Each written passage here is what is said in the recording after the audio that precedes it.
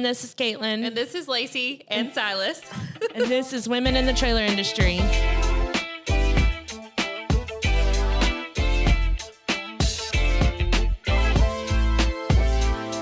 Today we're going to talk a little bit about interviewing people to your core values of your company and what that looks like.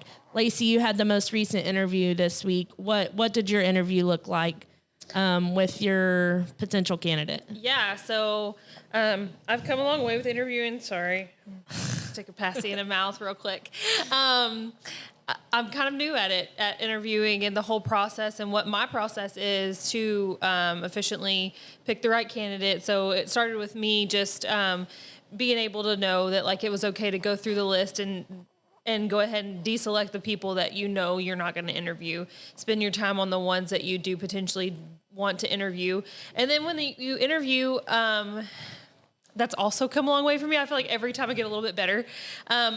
Overall, I get the job done, right? Yeah. To pick the right candidate, but you can always finesse and do way better at how you interview and vet your applicants. I think everyone, it's like a work in progress too. I know for me, and everybody, it looks different. So, Tyler will do an interview and it's like way out of the box. And I'm like, I couldn't, like, everyone's, I don't know, communication is different. Yes. So his interview, as much as I try to strive for that, will never be like my interview because I'm way more structured, like get to the point. Can you do the job? Can you not? Same. Like trying to figure that out. And, I feel like on the core value aspect of it, it's a work in progress for me too. Like, how do you know someone's true character and them just not telling you what you want to hear? Right. Because in an interview, as far as the interviewee, I think you'd be saying everything you'd want them to hear so you'd be selected for the job. So. Right.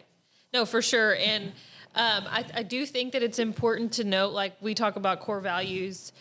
We've talked about it a lot on the podcast. If you don't have those in your company, I'd encourage everybody to at least think about that. Like, what do you want to hire and fire on? And just have a list of things that are important to you in that role and for your company that you can share in your interview. For me, it makes it easy because we do know those, for me to go down that list. And so your applicant, whoever that might be, they already up front and center know what you expect out of them, not just the skill and the things they're going to be doing the tasks, but also value-wise, what are you looking for and what are you going to be judging against? Yeah. And I think, on the core value topic, when we identified those, it was kind of mind-boggling because Lisa, our implementer, said, focus on what you actually are, not what you want to be. And so that one blew me away because I think with core values, people always try to be like, what do we need to be? What do we need to strive to? And there's a lot of things we want to strive for, but are not really us. And then I think the core values that we picked for our organization define our community as a whole. Yes. And yes, there's 1,000 other things we need to work on, but that defines our community and who we are as people. But to say that, for me, it's just very hard to define in an interview setting. It is. How do I know this person is transparent? Mm-hmm. You know what I'm saying? How do you really know that? Yeah, so even when they're telling you stories. Yeah, and also, like, I think it helped me by just, like, giving them a breakdown of what our core values were, telling them a little bit about explaining a little bit about what I mean by that, because, you give them one word that could be translated a lot of different ways. But then actually asking them to give me an example of something that one of those that they have done and like how a way that they've exemplified that. And it helped me because on the spot, it's hard to come up with something to really impress somebody with. You go into an interview knowing this is the skills that they want me to have, or that I need to say that I have. If I don't, I better find them somewhere if I want this job. And then basically I'm good and I can mesh with this company. That's what anybody's going to answer, if they want the job. So that really helped me to do that. It was a good resource and a good tool to use. I think Tyler actually said, make them give you an example of a way that they have exemplified this in their own life or their own career right now. And so that really helped. I think gut feeling too, I think of one of my most recent interviews that I really wasn't the interviewer, but I was there just kind of like you were to be the observer. And I think at the beginning, everyone had a weird gut feeling, and it was kind of strange, but everyone rolled with it because one of our core values is adaptive. So we were like, you know what? We want the person with the best skill level for the job. And we felt like that was it. But then after that, it just became a chaotic mess. And so I definitely think, your gut about that person, like, one thing I want to work on specifically is like, how do you get people just to talk to you freely in those instead of being nervous, especially if it's someone or have known in the past. That almost makes it harder. For both you and that person. Yeah, and they don't want to be open and they don't want to talk about things, but you really need to see how they can fit into the organization. So, having that talk with them, but I think gut feeling has a lot of play in it. For sure. And if you should have multiple people that you interview just so you can get like a big scope of kind of what skill level is coming your way. And so you can, something may pop up with one person that you're like, hey, like, I really like that about them. I know recently for me, there was 2 applicants that I really liked and for 2 different reasons. And so I'm thinking like at this point, I could have another spot open for that skill set that this guy offered me because I really think he'd be a good fit for that. So maybe it would open doors in perspective of other than that one job that you have on the line. If you have budget for it, then, if it can help you increase your revenue and profit, then you need to look into that for sure. Definitely. And this kind of off topic of, core values, but it was also interesting, hiring for these new positions. We were hiring for what Tyler calls a genius or a monkey. Is it just someone who we're going to tell to do, or are they going to know what they're doing? And it's so funny when you get into the phase of trying to hire geniuses because then you're no longer the genius. And so then you have to kind of deal with those, not incompetency, but, what is the word? Inferior, like feelings, imposter syndrome, etc. Like, how are you to lead this person? And you don't know all the things. Insecurity. Yeah. That's what it is. But then you think about, people hire people smarter than them to get the job done. And so I know something we do around here is we fill everyone's plate up till they can't be filled anymore. But then what happens, I actually think it's a disservice to our organization because what happens is that person's plate's so full.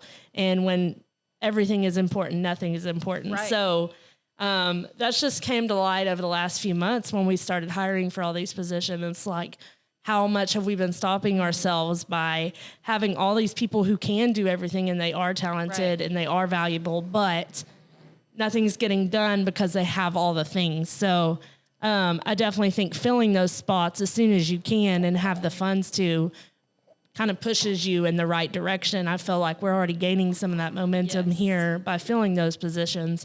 So I'm really excited to see where that leads us. Yeah, and especially when you're hiring what Tyler says is the genius or the technical position. Exactly what you said about we can't all do all the things because then we're not going to be good at anything. Mm-hmm. I feel like it's okay. Like for instance, I just hired for like a marketplace specialist. And specifically for Amazon, well, we've talked about it a million times. That could be a full-time job just dealing with Amazon. And so knowing that you have somebody on board that can be completely focused on that, that job is getting done. And there's so many things, the market is so fast moving and the marketplaces on like their policies and requirements and what their algorithm is going to use. There's no way that that me myself could keep up with that to let somebody know how to do, now we need to do this and this. Somebody has to be over that and man it and oversee it for it to be successful. And it's good when you dive in and just let somebody do that. Yeah.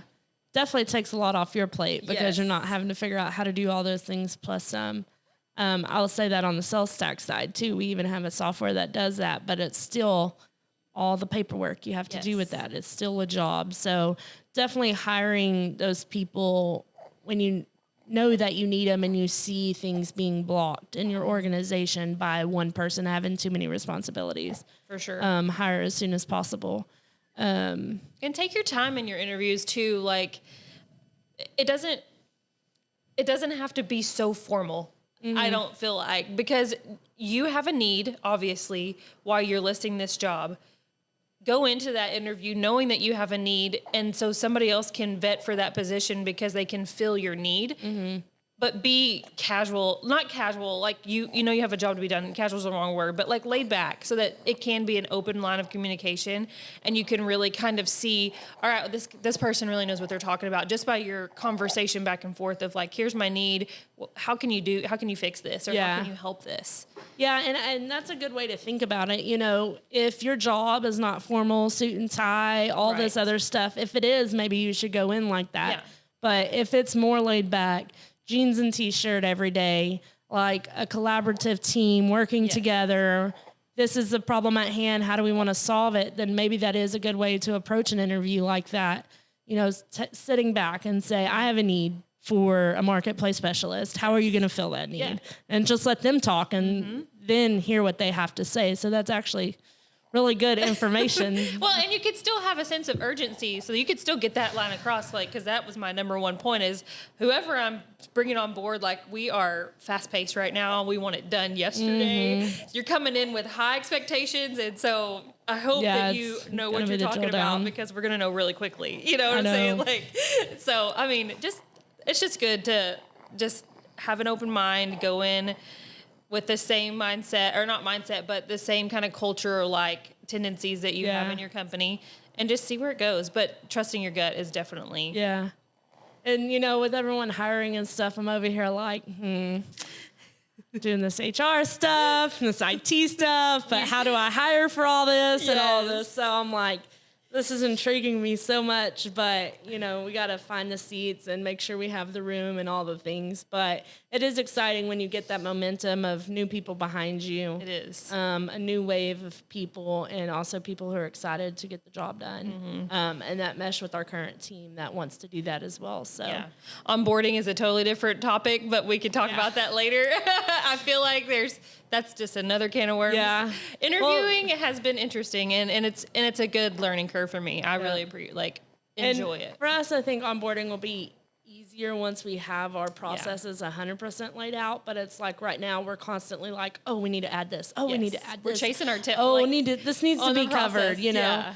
And so I think it'll get easier as we go. But right now it is still some struggle and trying to get through that. But we'll get through it. We're getting there. We're getting there. Yep. So just to recap, go with your gut, have multiple interviews for your position, be open-minded.